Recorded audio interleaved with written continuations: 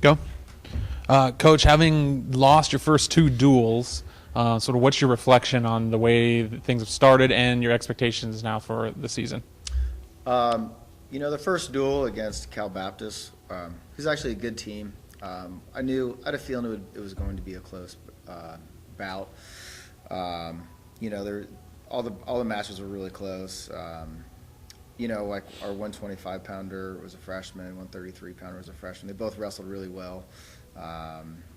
There was a guy who's a state finalist and a state champion from Stanford who the Cal Baptist guy had beaten. He's a pretty quality guy. Yoshi went out there and battled, lost a close match. I really kind of felt a few more seconds left. He additionally could have got the takedown to win. So we lost by a bout, but there was definitely a few guys who didn't really seize the opportunity to do what it took to win the duel. But then, I think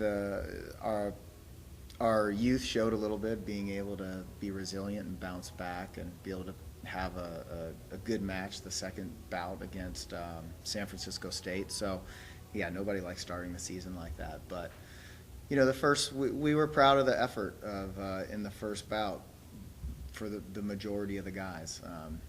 Second duel against San Francisco State, we just didn't show the same kind of fight and effort that we showed in the first bout. So, we have a young team, so that's kind of a wake-up call for them to be able to deal with that kind of adversity, and just, as we prepare for the postseason and big tournaments where you could wrestle up to 7 times in one day, you got to be able to, if you take a loss or, something doesn't go your way in a match, you just got to be resilient and bounce back and get back to the game plan. So, but we had like Blake Castle was out of the lineup at 149.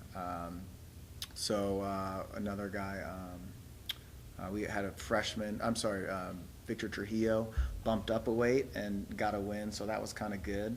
That's what we need everybody to do, is to kind of rise to the occasion. If somebody maybe who isn't traditionally in the lineup, we need those other guys to kind of step up. We need our young guys to emerge. But where we stand, we feel we're practicing hard. We feel the energy and the effort and just the overall pulse of the team is in a much, much better place this year. So, we got to get ready for a Big Ten duel. Purdue coming in with 4 NCAA qualifiers. Our goal is simply to just make gains every day, every week, and for us to be a different team with the young guys that we have as the season progresses. One of the guys I expected to be one of your experienced leaders coming back, Devin Latito, is not on the roster anymore. Mm-hmm. Is he gone this year, or is he coming back, or what happened to him? All I can really say is he had some serious personal matters that he had to attend to. I got to respect his privacy, but but we do have some good leadership from Dominic Castle this year. He's healthy again. Blake Castle is a returning captain. Our other 2 captains are Spencer Empey, who's a sophomore, JT Goodwin. He's a redshirt sophomore. So I feel we've made a big gain in terms of our leadership on the team. So, Dom's the lone senior, so overall we're fairly young. I feel we have pretty good leadership this year, though, and again, in a much, much better place than we were a year ago. Yeah. Is Devin gone for good from the team? Time will tell. Because of the youth, is this a team that may get a lot better and actually surprise people in the postseason? I think so. Yeah. I mean, if guys have the right work ethic and have the ability as our freshmen do, Yoshi has showed he lost to 2 really good kids. I mean, he showed a lot of promise at 125. Jason Dela Cruz at 133. He injured his knee in that second match, so hopefully it's not a major injury. When you have a young group, they tend to make big jumps so long as they're doing the right things and they have the right attitude, which our young guys do. Nick Figner, we have a lot of high hopes for him at 184. He's a state champion and a high school national champion. But making that jump right away from high school to Division I wrestling in the Pac-12 and wrestling, Big Ten teams, it's not easy. So it does take time, but that is the goal as the season progresses and as you get ready for the postseason. Those guys have gained that maturity and wisdom to have different results. Coach, you know, with your team right now, as young as they are, and you kind of said only really having one particular senior and leader, like, how do you, just out of curiosity, how do you essentially go about, like, what problems do you see moving forward this season, as far as, like, where can you, like, tweak to be more successful? What can you do to improve your team moving forward? We just continue to do what we do, and that's coach. You know, you critique when appropriate. You know, you kind of guide them, especially for the young guys. The upperclassmen play a big role in that, sort of, you know, mapping out what exactly the season looks like. There's no preparation. It's kind of initiation by fire when you are a high school senior and then you come in, and especially if you're not redshirting. You know, in our sport, we use the term grind, and there's probably no term more appropriate.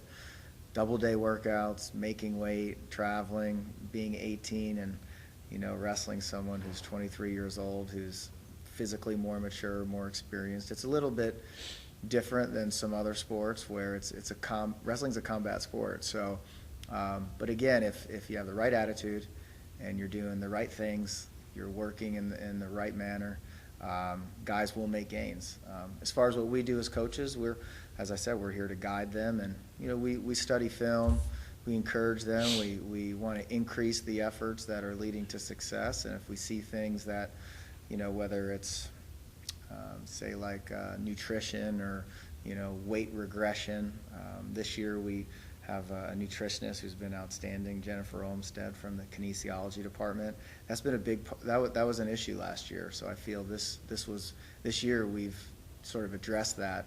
But that's an example of when you're a freshman, it's lifestyle, it's getting rest, it's healing your wounds, it's, you know, just sort of being able to balance those demands and be structured and routine. So as coaches, we're here to reinforce those behaviors that we know will lead them to be successful. You know, you say, kind of going in that last statement, with these young kids and with this adjustment that you're coaching them through, what do you tell them? Like, how do you say, hey, you are 18, you're going against someone in the Pac-12 who's 23 years old, who's been doing this 5 years? Like, what's the, I don't know, how can you coax someone through that? Yeah, that's a great question. First and foremost, we let them know if they're here, clearly we saw something special in them, and they have the character traits. We're big on culture, big on character. I think when we came in, those were some of the things that just don't happen overnight, so you want to set the culture, recruit the guys with the right character. And we feel we got that. But as far as, like, specifically, that's a big thing I talk about is, look, if you're redshirting right now, it's not always just because we didn't have anybody else, right? It's because we saw something special in you and we feel you're ready.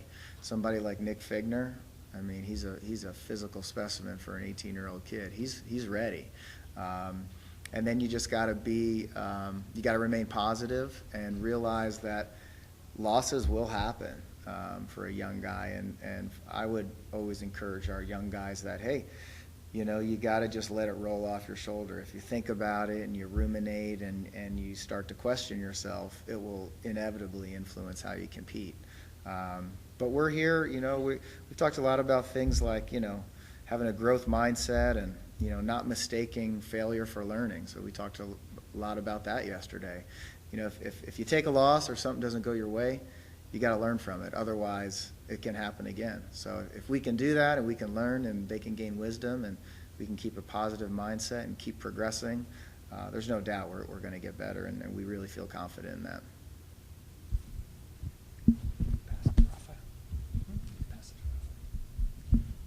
Coach, you talk about having a young team. Does that put more pressure on you to kind of lead these guys, or do you think you have the appropriate leadership in place? I'd say it's both. Yeah, we got to do a good job of coaching and trying to, you know, as I said, it's a one-on-one contact sport. So every dual meet, every bout, someone's leaving with their hand raised, someone's not. So we got to make sure, you know, you don't beat them down and you continue to encourage them. But our leadership this year has made that part easier on us. So when you have good leadership, it does take some of the pressure off you as a coaching staff. And we're really bonding well with our captains and our leaders. So, it's important that you're on the same page. The same message a consistent message is being shared amongst the team, both from the coaches and the captains and leaders of the team. But yeah, it's got to come from both. The coaches obviously have to do a good job, as do the captains and the upperclassmen. When you're a freshman, you're wide-eyed and bushy-tailed and looking around, trying to get a feel for, okay, this guy's being successful. What is he doing? I want to replicate that. So, it would behoove them to make sure that they're doing the same types of things that the guys who are successful are doing.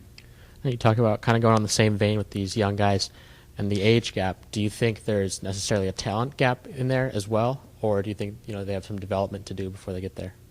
I feel some of the guys, our 125-pounder, he took third in the state of California. California is a single division state championship in high school, biggest state in the country. It has a strong reputation. He's competing. I mean, for the fact that he went 0-2 is shocking because he wrestled really tough. Jason Delacruz, he was ranked 4th in the state before the state tournament, and then had an injury where he couldn't compete, but he could have finished somewhere in the top 3 or 4. He could have won it. Nick Figner, state champ, won high school nationals, so they have the potential, but there's some guys, there's varying degrees of talent amongst the team, but the great part about our sport is drive and determination and work ethic. You can narrow that gap, and that's the beauty of our sport. And anybody who's gone to the NCAA championships will see. I've seen number 1 seeds who are undefeated first round going down to an unseeded guy. So, you got to live the right lifestyle. You got to put the time in. You got to be trained properly. Got to do all those little things. But we have the guys who can do that. What is the biggest difference between last year and this year, nutrition-wise, like you talked about? Well, one, we did early weigh-ins where everybody had to come in no more than 7% over their weight class. I think that was a big factor and expectation that had to be met. But a lot of education, too. I don't know about you, but when I was in high school, I didn't really, I knew when I had to make weight, at least in our sport, I was serious, but it's a maturity gap that when you come here, you got to meet that. Otherwise, performance will suffer. It's a really big part, and young kids, freshmen, tend to have the hardest time. But reinforcing, continuing to educate, and as I said, Professor Olmsted's done a really good job. She's really putting in a lot of work and time, and our guys, we've encouraged them like, hey, this person's volunteering their time, so clearly there's a lot of value we're placing on it. So it's a really big, it's, the word training, it's not just physical exertion, it's everything. It's technique, it's wrestling live, it's weightlifting, it's cardiovascular conditioning, it's lifestyle, it's what you're doing on the weekends, it's getting proper rest, it's nutrition, it's hydrating and being, it's just all of that encompasses training. So nutrition's a big part of that. It's almost like a 24/7 thing. I mean, nutrition, wrestling, training. How are you guys able to kind of, when you're not there, make sure these guys are doing what they need to do, or are they doing what they need to do, in your opinion? We feel they are, and I think that's one of the aspects we're talking about that feels different and feels better and more positive this year. Again, reinforcing those things. So you asked, JD asked earlier, how you reinforce those things.